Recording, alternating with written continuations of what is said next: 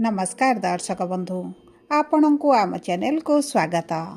पवित्र मकर संक्रांतिर हार्दिक अभिनंदन एवं शुभेच्छा जणाई आज कार्यक्रमटी को आग को बढ़ाइबा एवं जानिबा मकर संक्रांति दिन सूर्यंकर मकर राशि को चलन एवं सेठारे उत्तरायण हेबा समस्त वृष राशि व्यक्ति को कि प्रकार फल प्रदान करिवे।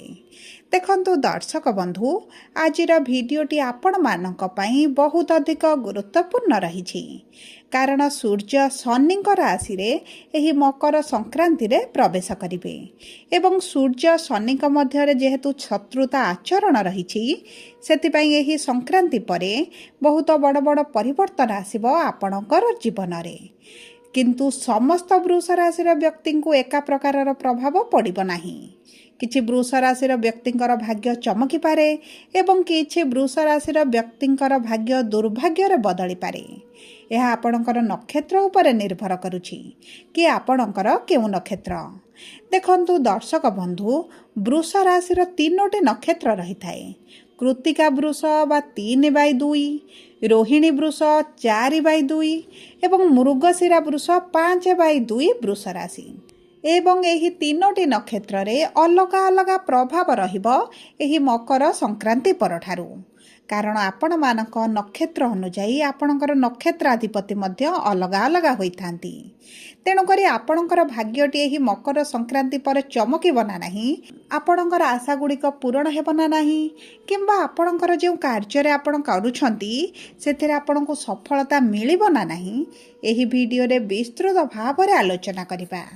सेथिपई आपण आम सह भिडियोर शेष पर्यंत जोड़ी होई रुहंतु। ता सहित भिडियोर शेष भाग में आपण को किछिटा सहज उपाय मध्य जणाइबी जहाँ आपणकर अशुभत्व को दूर करी शुभाशुभ फल को द्विगुणित करिबारे साहाय्य करिबो। किंतु भिडियोटी आरंभ करने पूर्वरु जदि आपणकर भी वृष राशि होइथाए एवं आपण भी ईश्वर को आंतरिक भक्ति एवं विश्वास करती तेबे भिडियोटी को लाइक करंतु। कमेंट बॉक्स रे जय जगन्नाथ जय माँ लक्ष्मी अवश्य लिखि दियंतु। ता सहित आम सह जोगाजोग करबा पई वीडियोर मध्य भाग रे एक व्हाट्सएप नंबर टी दिया जाइछि। जो नंबर साहाय्य आपण आम सह जोगाजोग करी निजर नूतन कुंडली प्रस्तुत करि परिबे, कुंडली विश्लेषण कराई परिबे किंबा आपणकर चाकरी, विवाह, व्यवसाय, प्रेम संपर्क, शिक्षा, स्वास्थ्य को नहीं किछि समस्या रही तार सहजरे एवं स्वल्प मूल्य रे समाधान करि परिबे।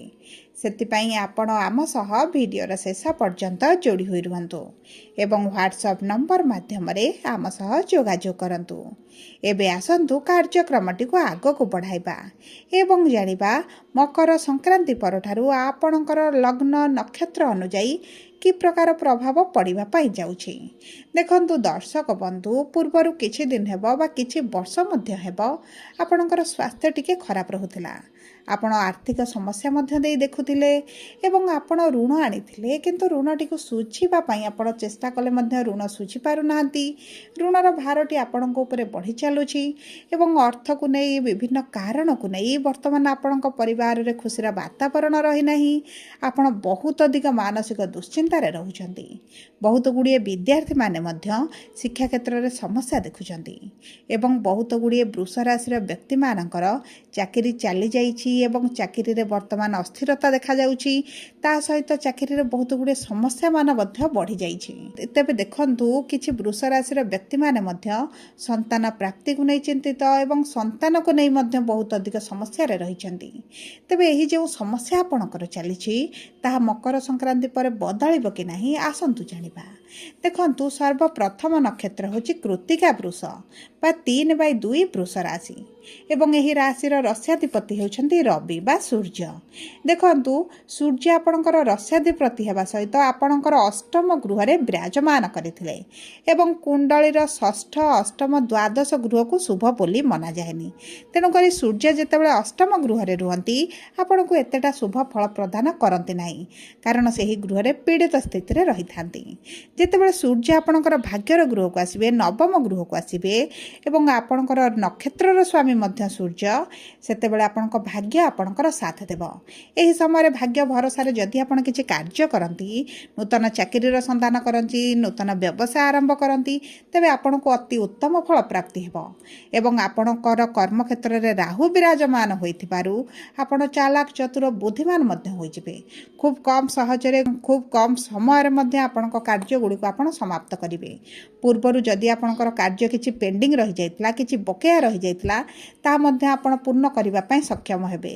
ता सहित शनि जेहेतु लाभर गृह रे अछंती, आपणकर परिश्रम त निश्चित भाव में रहिबो। अधिक अर्थ रोजगार करिवा पई आपणकर भोग विलास ऐश्वर्य को पूर्ण करिवा पई आपणको परिश्रम करिवा को पड़िबो।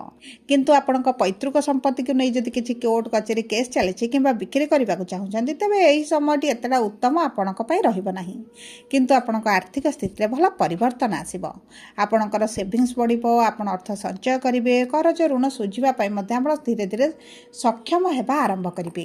एबे ताहले आसंतु जानिबा रोहिणी वृष बा 4/2 वृष राशि व्यक्ति विशेषकर एही मकर संक्रांति परठारु केबिते रहिबो। देखंतु आपणकर नक्षत्राधिपति होचंती चंद्रमा, जी 2.5 दिन रे थरे आपणकर राशि परिवर्तन करिथांती। एवं ता सहित सूर्य जेहेतु आपणकर भाग्यर गृह को आसीबे, देखंतु आपणकर बहुत अधिक शुभ समय रहिबो। बहुत गुड़े कार्य गुड़िक आपणकर बहुत सहजरे पूरण हो। आपण जदि किसी नूतन कार्य आरंभ करने चाहूँगी, नूतन गृह प्रवेश, नूतन घर प्रतिष्ठा, जगह किणवा, यही सब जिनिस आपड़ जदि करने चाहूले भावुले से आपण को शुभ फल प्राप्ति हो। आपणकर जो शत्रु मैंने वृद्धि घटी से धीरे धीरे क्षय हे। देखु गुरुंर पंचम दृष्टि आपणकर षष्ठ गृह रोचे माने शत्रु मान को आप नाश करेंगे कि आपणकर जो गुप्त शत्रु मैंने आपन को समस्या से आपण चिन्हट करेंगे और से दूरता बनाइबा आरंभ करेंगे। ता सहित आपणकर अष्टम गृह और कर्म क्षेत्र को गुरुंर दृष्टि रहुछि। देखंतु आपणकर मान सम्मान निश्चित भाव में वृद्धि घटिबो। आपणकर कर्म क्षेत्र में आपण को बहुत अधिक प्रशंसित करा जिवो। जदि आपण नृत्य कला गीत संगीत एवं आपण अभिनय क्षेत्र में अछंती किंबा सेही रिलेटेड किछि कार्य करूछंती, तेबे आपण को बहुत अधिक सफलता प्राप्ति हेबो। किंतु आपणकर स्वास्थ्य पूर्वर जदि किछि समस्या थिला, ताहा आपणकर एही समय मध्य थंडा ज्वर खास सर्दी भली छोट बड़ ठंडा जातीय समस्या आपणकर बढ़ी पारे। सेति प्रति आपण टिके दृष्टि देबे। एबे आसंतु जानिबा तृतीय नक्षत्र बा मृगशिरा पुरुष 5/2 वृष राशि व्यक्ति विशेषकर यही मकर संक्रांति परठू किभली रहिबो समय। देखंतु आपणकर नक्षत्राधिपति होउछंती मंगल एवं मंगल मध्य आपणकर अष्टम गृह रे अछंती। आपणकर राशि स्वामी शुक्र आपणकर भाग्यर गृह रे अछंती। मंगल मध्य आपणकर 16 जनवरी रे आपणकर भाग्यर गृह को गोचर करिवे। देखंतु एही समय मध्य रे विशेष भाव में 16 जनवरी परठारु आपणक पई अति उत्तम समय रहिबो। कारण आपणकर रस्याधिपति आपणकर नक्षत्राधिपति एकत्र गोटे गृह बा भाग्यर गृह विराजमान करेंगे। आपणक पिता ठार आपको बहुत अधिक सपोर्ट मिलिबो। जदि आपणक पिता सहित पूर्वर किसी समस्या चलता ताहा मध्य धीरे धीरे दूर हो।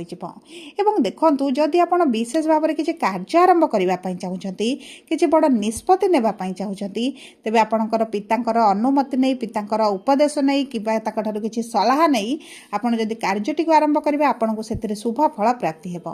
ता सहित जो वृष राशि व्यक्ति माने विवाहर योजना रे रहिछंती, आपणकर विवाह 16 जनवरी पर हेबार बहुत अधिक संभावना अछि। आपणकर विवाह ठीक होई पारे किंबा आपणकर विवाह जदि योजना रे अछंती ताहा मध्य होई पारे। कारण आपणकर सप्तम गृहर स्वामी मंगल आपणकर भाग्यर गृह को गोचर करिवे। आपणकर प्रेम संपर्क रे जदि अछंती प्रेम विवाह करबा पई चाहुछंती, तेबे मध्य उत्तम रहइबो। एवं ता सहित जो व्यक्ति माने द्वितीय विवाह करबा पई चाहुथिले, तेबे सेमानकर मध्य द्वितीय विवाह यही समय मध्य होई पारे। सबु परे देखंतु आपणकर अशुभत्व को दूर करी शुभाशुभ फल को द्विगुणित करबा पई आपण प्रतिदिन महादेवंकर पूजार्चना करंतु। ता सहित ओम नमः शिवाय मंत्रटी को प्रतिदिन 108 थर पाठ करंतु। श्री सूक्तम प्रतिदिन पाठ करंतु। आपणकर आर्थिक समस्या दूर हो। ता सहित विवाहर जदि योजना रखती, विवाह विलंब देखुंती, पाखरे हलदी कलर रुमालटे रखंतु, गुरुंकर बीज मंत्र पाठ करंतु एवं आपण चेष्टा करंतु गाई को किछिटा खाद्य देबा पई। यह आपणक पई अति शुभदायक रहइबो। जदि आपणकर वृष राशि होइथाय, तेबे भिडियोटी किभଳି लागला कमेंट बॉक्स रे लिखि जणांतु। जदि आपणक प्रियजनकर वृष राशि होइथाय, भिडियोटी तांको सहित शेयर करंतु। यदि प्रथम थर आम चैनल को आसी चैनल को सब्सक्राइब करंतु।